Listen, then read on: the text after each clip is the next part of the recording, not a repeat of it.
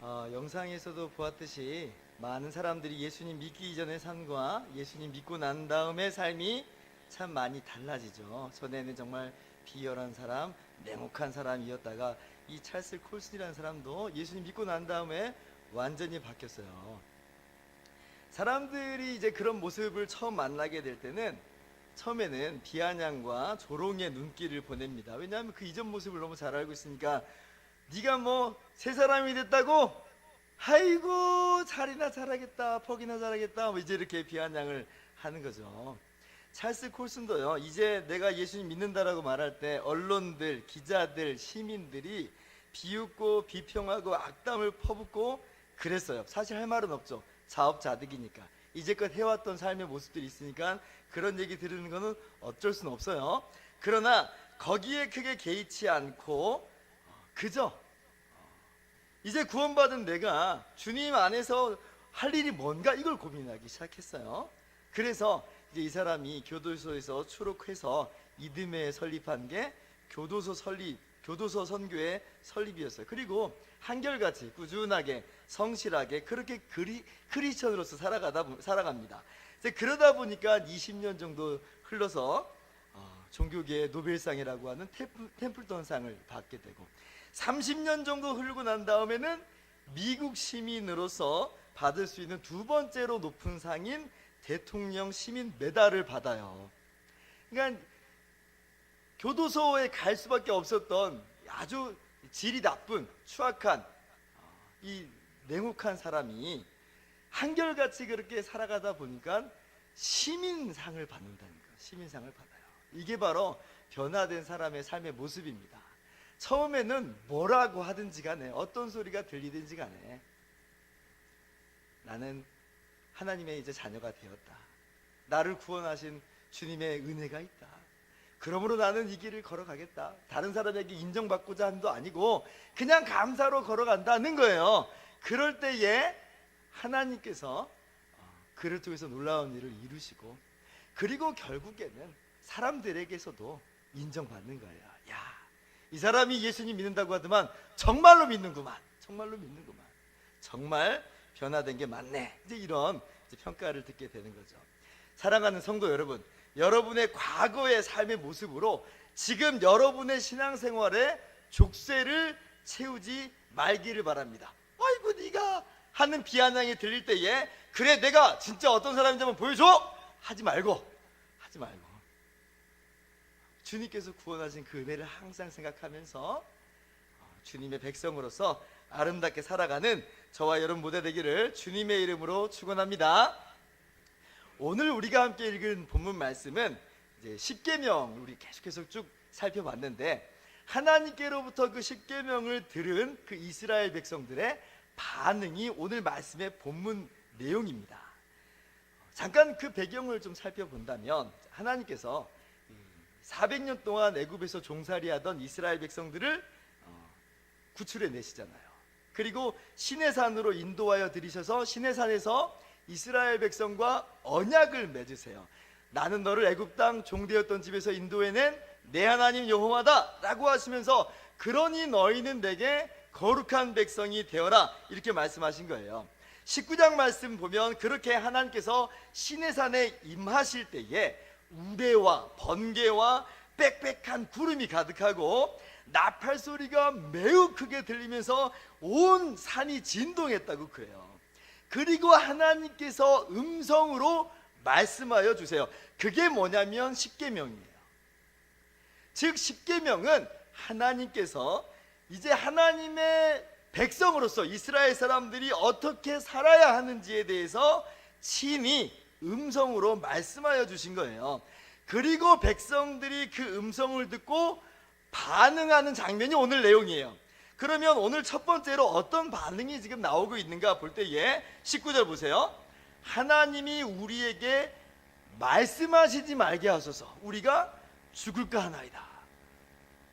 깜짝 놀랄 만한 사실이에요. 사실은 왜냐하면 하나님께서 말씀하실 때에 와 하나님께서 말씀하시는구나 이렇게 정말 감격과 감사로 지금 우리는 나타날 것 같은데 도리어 이스라엘 백성들은 그 하나님의 음성을 들으면서 뭐라고 반응하냐면 더 듣지, 더 말씀하지 말게 하소서. 하나님께서 임재하시는 그 현장이 얼마나 압도적이었으면, 그리고 자기들의 귀에 들리는 바 그 하나님의 음성이 얼마나 압도적이었으면 이런 반응이 나올까 한번 생각해봐요. 계속 듣고 있다가는 그냥 죽을 것만 같은 거예요. 하나님의 언약의 말씀을 다 준행하겠노라고 하나님 앞에 모여섰지만 하나님의 음성을 다시 들으면 내가 죽겠다 싶은 거예요. 하나님의 위엄과 영광 앞에서 우리들의 상상을 뛰어넘는 그런 중압감이 있었던 거죠. 물론 이 이스라엘 백성들의 반응은 1차적으로는 그들이 맞닥뜨린 현상들 때문에 그렇게 말한 것처럼 보여요.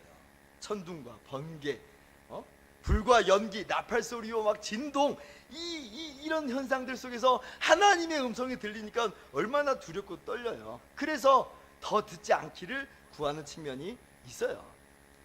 그런데요, 제가 지금까지 출애굽기를 강해하면서 특별히 이 십계명을 강해하면서 느낀 감정이 하나 있는데, 그게 뭐냐면 오늘 본문과도 같이 하나님, 내가 이 십계명 말씀을 더 들었다가는 내가 죽겠습니다 하는 그런 감정이었어요. 십계명 말씀들이 표면적으로 보면 그냥 아예 그런가 보다, 뭐 까짓건 뭐 그렇게 살지 뭐 이러는 그런 정도였는데, 그런데 이제 설교를 준비하면서 그리고 선포하면서 이 십계명의 심층적인 내용까지 들어가다 보니까 마음이 너무 무겁고 짓눌리고 그러는 거예요. 제가 지금 십계명이 뭐 나쁘다고 말씀드리는 게 아니에요. 문제는 뭐냐면 그 십계명 앞에선 내가 너무나 악하고 더럽다는 게 문제예요. 마치 이런 거예요. 회색이 혼자 있을 때는 그래도 나는 하얀 편이야 하고 스스로 자부하고 또 위로하고 살았는데, 정말 정작 그 옆에 눈부시게 빛난 눈부시게 하얀색이 찾아오니까 회색 자신이 너무 칙칙하고 어둡고 사실 내가 하얀 게 아니라 거뭇거뭇함을 발견하는 것과 같은 느낌이에요. 그러면서 나는 도저히 눈부시게 하얀색이 될 수 없다는 그 끝없는 좌절, 그런 감정이 내 안에 일어나는 거죠. 제 이야기보다는 구약 성경에 이사야 선지자의 예를 드는 게 더 정확합니다. 이사야 6장 말씀을 보면 이사야 선지자가 환상 속에서 하나님의 위엄과 영광을 만나게 돼요. 그때도 막 문지방의 터가 요동하고 연기가 자욱하게 임하는 그런 현장이에요. 천사들이 나타나가지고 거룩하다 거룩하다 거룩하다, 마치 나팔 소리가 울리는 것 같이 천사들이 그렇게 하나님을 찬양하는 장면입니다. 그런데 정작 이사야는 그 현장 속에서 나는 죽었구나, 그렇게 얘기해. 나는 죽었구나, 화로다 나여 망하게 되었도다, 나는 입술이 부정한 사람이요 나는 입술이 부정한 백성 중에 거주하면서 만군의 여호와이신 왕을 배웠음이로다.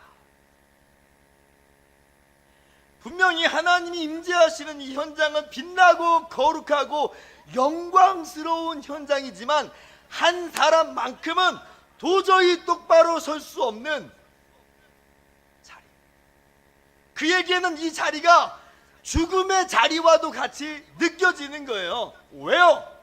죄 때문에 그래요. 죄 때문에. 그 밝은 빛으로 인해서 없는 줄 알았던, 괜찮은 줄 알았던 죄의 모습이 드러나는데 견딜 수가 없는 거예요. 이사야 선지자가 그렇게 더러운 사람입니까? 아니죠. 우리의 눈으로 볼 때는 경건하고 거룩한 사람이에요. 그러나 하나님의 영광, 하나님의 임재, 하나님의 말씀 앞에서는 전혀 다른 모습이더라 하는 거예요. 예수님께서 십계명을 바르게 해석해 주시는 본문으로 다시 한번 가봅시다. 마태복음 5장 21절이에요. 제가 이전에도 인용했던 말씀입니다. 옛사람에게 말한 바 살인하지 말라. 누구든지 살인하면 심판을 받게 되리라 하였다는 것을 너희는 들었으나 나는 너희에게 이르노니 형제에게 노하는 자마다 심판을 받게 되고 형제를 대하여 라가라 하는 자는 공회에 잡혀가게 되고 미련한 놈이라 하는 자는 지옥불에 들어가게 되리라. 이스라엘 사람들은 지금 불붙는 산에서 땅이 요동치는 그 현장에서 살인하지 말라는 하나님의 음성을 듣습니다. 제정신이라면 그 두렵고 떨리는 하나님의 임재 앞에서 계명을 안 지킬 사람이 없겠죠. 그런데 그 그 계명과 같은 실상을 우리는 알고 있어요. 미워하지 말라, 분노를 품지 말고 욕하지 말라는 그 주님의 말씀이 바로 그 말씀인지를 보는 거예요. 어디서 우리가 그 음성을 듣고 있냐면 바로 그 시내산에서 이 음성을 듣고 있는 거예요. 그럴 때 우리는 어떤 감정 속으로 들어가게 되냐면, 도저히 이렇게 살지 말아야 되는데 이렇게 살고 있는 우리들의 모습 때문에 저 타오르는 불이 우리를 삼킬 것만 같고, 이 흔들리는 땅이 갈라져서 그 안으로 빠져들어간 것 같은 그러한 감정이 우리 가운데 있게 된다 하는 거죠. 그 불을, 그 연기를, 그 진동을, 그 음성을 못 봤으면, 못 들었으면 안 그럴 텐데 보았으니까 피할 수가 없는 거예요. 계속해서 주님 말씀하시죠. 또 간음하지 말라 하였다는 것을 너희가 들었으나 나는 너희에게 이르노니 음욕을 품고 여자를 보는 자마다 마음에 이미 간음하였느니라. 29절 같이요. 만일 내 오른눈이 너를 실족하게 하거든 빼어내버리라. 내 백체 중 하나가 없어지고 온 몸이 지옥에 던져지지 않는 것이 유익하며. 우리 주님께서 지금 지나가는 말씀으로 이 말씀을 우리에게 주시는 것이 아니에요. 이 말씀은 이를테면 우리는 어디서 듣고 있는 거냐면 우레와 번개와 나팔 소리와 연기 속에서 듣는 거예요. 눈앞에서 번개가 번쩍이고 천둥 소리가 우르릉 꽝꽝 하늘을 찢는 듯한 그러한 모습을 상상해 보세요.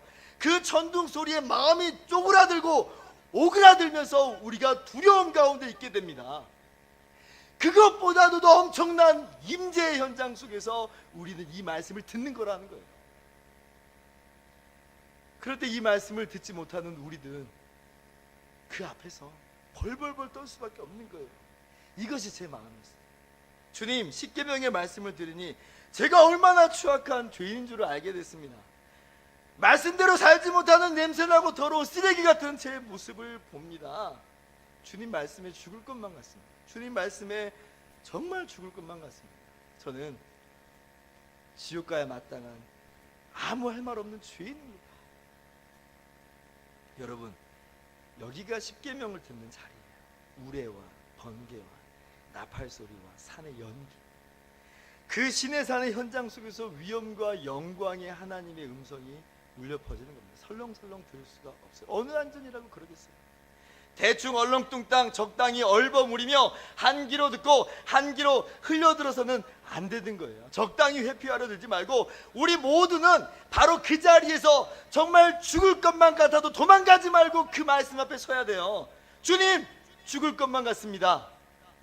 그래도 내가 이 자리에 서 있습니다. 이게 바로 시내산에 바르게 모인 사람들의 모습입니다. 하나님의 음성을 들은 이스라엘 백성들의 두 번째 반응이 있습니다. 19절 다시 한번 보면 모세에게 이르되 당신이 우리에게 말씀하소서 우리가 들으리이다, 이렇게 얘기를 해요. 우리는 하나님의 크고 두려운 음성을 도저히 들을 수 없으니, 감당할 수가 없으니까 모세 당신이 중개자가 되어주시오 하는 거예요. 우리도 그렇죠. 하나님의 율법의 말씀을 도저히 감당할 수가 없어요. 중개자를 통하지 않고서는 우리도 하나님의 음성을 들을 수가 없는 거예요. 여러분, 그런데 우리에게는 모세 말고 다른 중개자가 있어요.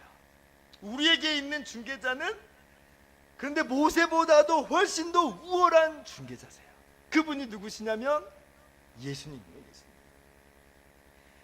왜 예수님이 모세보다 더 우월한 중개자냐? 물론 신분에 있어서도 예수님은 하나님의 아들이시고 모세는 그냥 평범한 사람이니까 예수님이 더 우월한 것이 분명하지만요, 그 행하신 사역에 있어서도 예수님은 모세보다 훨씬 우월한 중개자가 되세요. 왜냐하면 모세는 그저 하나님의 말씀을 전달해주는 중개자로 그칩니다.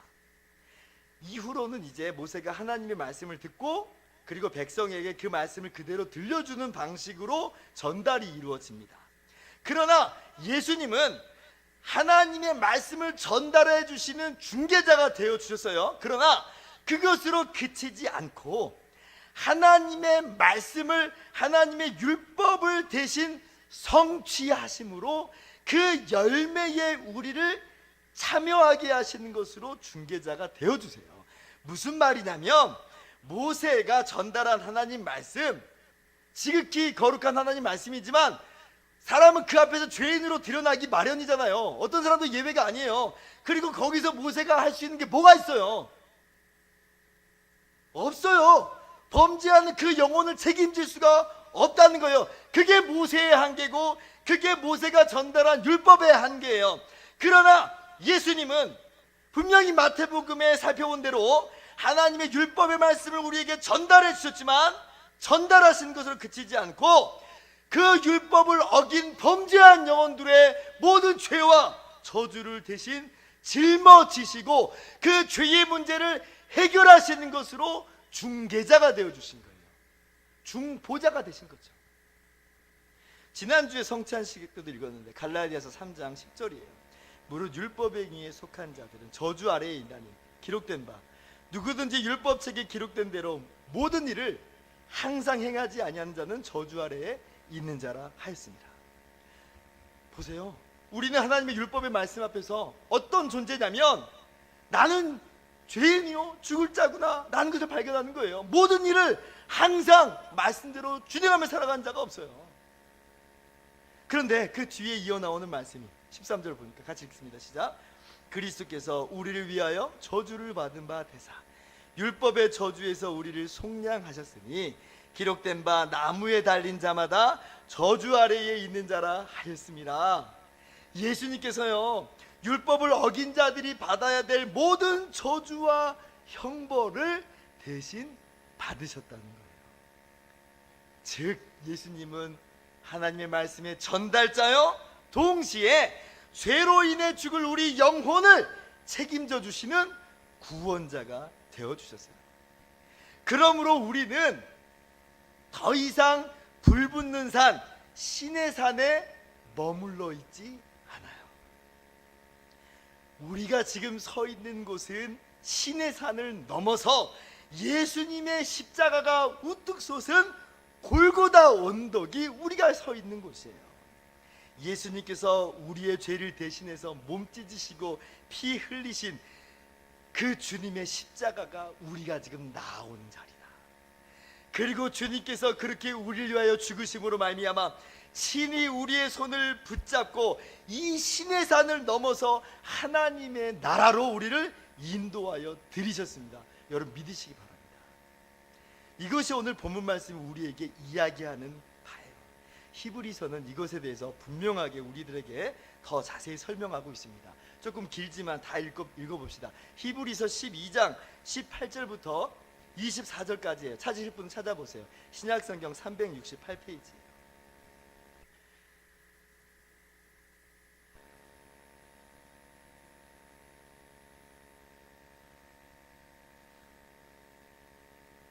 자, 한 절씩 교독합시다. 너희는 만질 수 있고 불이 붙는 산과 침침함과 흑암과 폭풍과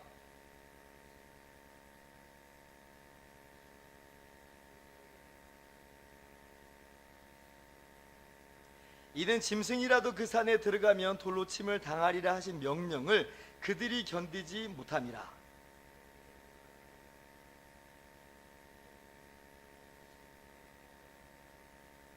지금 어떤 장면을 묘사하고 있는 거냐면 오늘 우리가 함께 읽었던 본문 출애굽기 20장 19절을 지금 설명하고 있는 거예요. 왜 말씀하지 말라고 구해요? 두려워서 그 명령을 견디기가 어려운 거예요. 하나님의 영광의 임재 앞에서 죄와 부패함을 이스라엘 백성들이 의식하고 있는 거예요.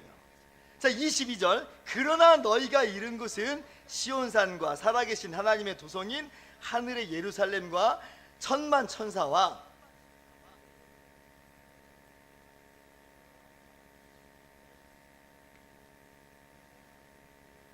24절 같이요. 새 언약의 중보자이신 예수와 및 아벨의 피보다 더 나은 것을 말하는 뿌린 피니라. 무슨 말이에요? 지금 우리가 서 있는 곳은 신의 산이라는 말이에요? 아니에요. 우리가 서 있는 곳은 신의 산이 아니에요. 우리가 서 있는 곳은 우리의 중보자이신 예수님이 계신 곳, 예수님의 흘리신 그 피 위에 우리가 서 있는 거예요. 신의 산의 율법을 무시함이 아니고요, 우리는 주님의 십자가라는, 이를테면 엘리베이터를 타고 이 신의 산을 넘어 저 천성에 도달한 거라 이 말씀이에요. 얼마나 은혜인 줄을 몰라요. 시내산으로 올라가야 천성에 우리가 도달하는데 우리는 그럴 능력이 없었잖아요. 그러나 예수님께서 우리의 죄를, 우리의 모든 저주를 담당하심으로 말미암아 우리의 손을 붙잡고 그냥 이 시내산 위를 관통시키시는 거예요. 얼마나 이게 은혜인지. 하나님의 선하신 그리고 크고 두려운 율법 앞에서 올라가고 싶지만 도저히 올라가지 못하고 그저 눈물만 흘리고 어찌할 줄을 모르고 있는 자비로우신 우리 주님께서 우리 대신해서 율법의 모든 요구를, 시내산의 모든 요구를 다 이루시고 성취하신 우리를 건져내셨다. 여러분, 이 은혜를 믿으시기 바랍니다. 그러므로 우리는 더 이상 십계명, 즉 율법을 지킴으로 의롭게 된다든지, 그래서 하나님이 된다든지, 하나님 백성이 된다든지, 그래서 하나님의 백성됨을 유지한다든지 그런 것을 받아들이지 않아요. 그렇게 믿지 않아요. 우리는 그럴 수가 없어요. 우리가 의롭다 하심을 얻어 하나님의 백성이 되는 것은 오직 주님의 십자가 대속으로 말미암는 거예요. 우리가 지금도 부족하고 연약하지만 하나님의 백성으로 인정되는 것도 주님의 십자가의 대속 때문에 그래요. 우리는 그 은혜를 믿는 사람들이에요.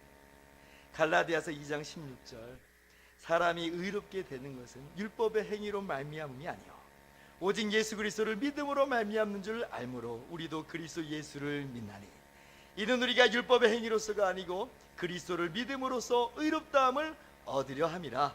율법의 행위로서는 의롭다함을 얻을 육체가 없느니라. 5장 4절 읽습니다. 율법 안에서 의롭다함을 얻으려 하는 너희는 그리스도에게서 끊어지고 은혜에서 떨어진 자로다. 이러한 하나님의 은혜가, 그리스도의 십자가의 은혜가 우리에게 주어졌는데 이것만으로는 안 되고 이것만으로는 불충분하고 내가 무엇인가를 해야 된다라고 생각하는 그 사람은 그리스도에게서 떨어졌다는 거예요.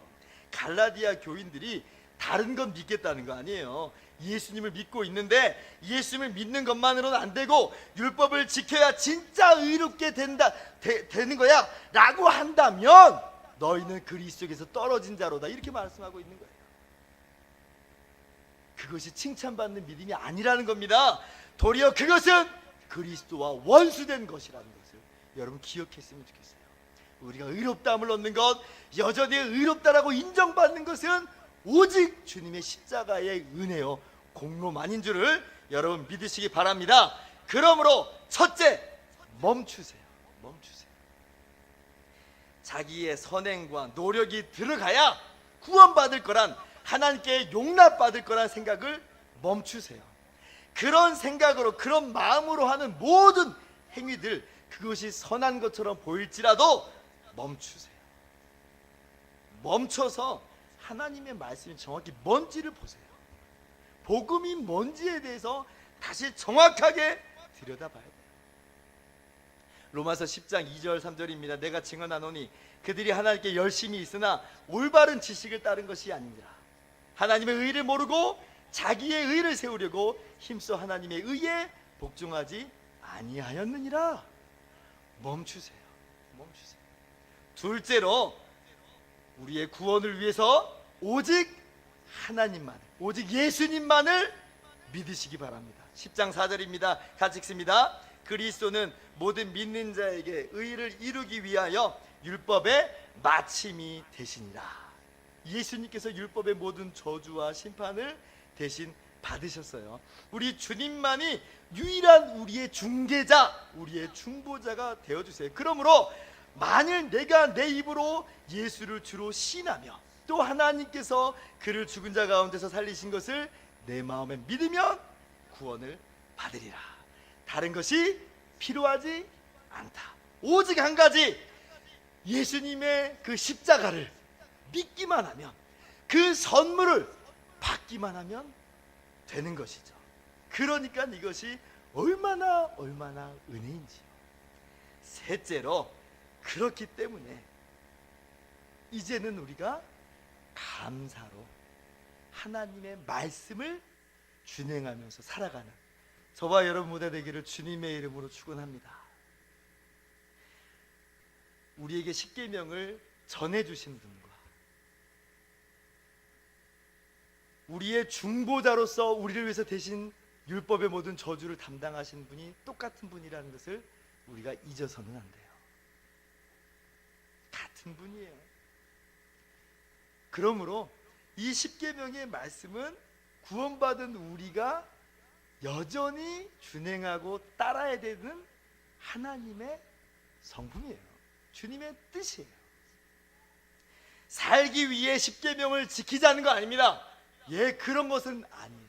끝났어요. 그것은 도리어 살았기 때문에 십계명을 지키는 거예요.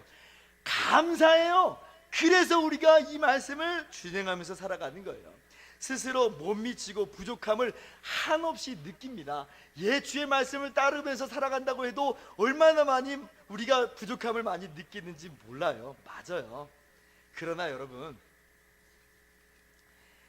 그렇다고 할지라도 그럼 그렇지, 네가 그럴 줄 알았어, 네가 해봤자 뭐 어느 정도는 하겠어, 스스로 생각할 필요 없다는 거예요. 역시 난 아닌가 봐, 송충이는 솔잎을 먹어야 되나 봐 하면서 체념하지 말라는 거예요.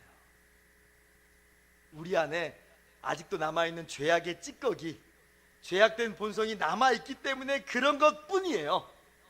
우리를 구원하신 예수님께서 그러나 여러분과 함께 계시고 여러분의 손을 붙잡고 함께 이 길을 걸어간다는 걸 기억했으면 좋겠습니다. 격려하시고 위로하시고 새 힘을 주심으로 계속 이 길을 행하게 하세요. 아이들이 걸음마를 시작할 때 잘 아시죠? 무수하게 넘어져요. 무수하게 넘어져요. 자기가 다시는 못 걸을 것처럼 처절하게 울어요. 그러나 그때 엄마는 외쳐요. 아니야, 잘했어, 잘한 거야. 아니, 잘하긴 뭐가 잘해요, 엎어졌는데. 아니에요. 하나님께서 우리에게 동일하게 말씀하시는 거예요. 예수 그리스도 안에서 잘했어, 잘했어, 너 잘할 거야, 너 할 수 있어, 다시 한번 해봐 하면서 그 아기의 손을 붙잡고 같이 걸어가 주세요. 결국 모든 아이들이 걸음마에 성공합니다. 이 중에서 못 걷는 분 없잖아요. 우리가 10주간에 걸쳐서 십계명의 말씀을 열심히 나눴습니다. 하나님 말씀에 순종하는 삶, 예수님 닮아가는 삶, 거룩하고 성결한 삶, 이것이 우리가 마땅히 살아가야 되는 삶의 모습인지를 깨닫고 다짐하고 그렇게 기도했어요. 근데 정말 이게 쉽게는 안 되더라는 거예요. 다시 과거로 돌아가는 것만 같은 우리의 모습을 봐요. 그러나 여러분, 멈추지만 않으면 성공합니다. 멈추지만 않으면 성공해요. 요한일서 3장 2절을 보면 이렇게 기록합니다. 사랑하는 자들아, 우리가 지금은 하나님의 자녀라. 장래에 어떻게 될지는 아직 나타나지 아니하였으나 그가 나타나시면 우리가 그와 같을 줄을 아는 것은 그의 참모습 그대로 볼 것이기 때문이니. 3절 같이요. 주를 향하여 이 소망을 가진 자마다 그의 깨끗하심과 같이 자기를 깨끗하게 하느니라. 예수님께서 다시 오시는 그날에 우리가 예수님과 같이 완전하게 깨끗하고 아름답게 거룩하게 변화된다는 말씀이에요. 멈추지만 않으면 된다는 말씀이에요. 이러한 분명한 소망이 우리 가운데 주어졌다는 말씀이에요. 그러므로 우리는 오늘도 깨끗하게 살아가는 겁니다. 저는 이렇게 이야기합니다. 우리는 100년 동안 걸음마하는 거다. 조금 길어 보이지만 영원이라는 그런 시간 속에서는 잠깐이에요. 우리는 이 100년 동안 끊임없이 넘어지고 일어나고 넘어지고 일어나고 넘어지고 일어나고 이럴 거예요. 그러나 마침내 완성됩니다. 그리고 아름답게 변화된 모습으로 우리가 나타나게 될 것이에요. 그러므로 지금까지 나눴던 이 십계명의 말씀들을 나하고는 상관없는 거리가 먼 계명으로 두시지 말고 매일매일 우리의 삶의 표준이요 방향으로 삼고 끊임없이 맞추어가는 그러한 저와 여러분 모두 되기를 주님의 이름으로 축원합니다. 기도하겠습니다.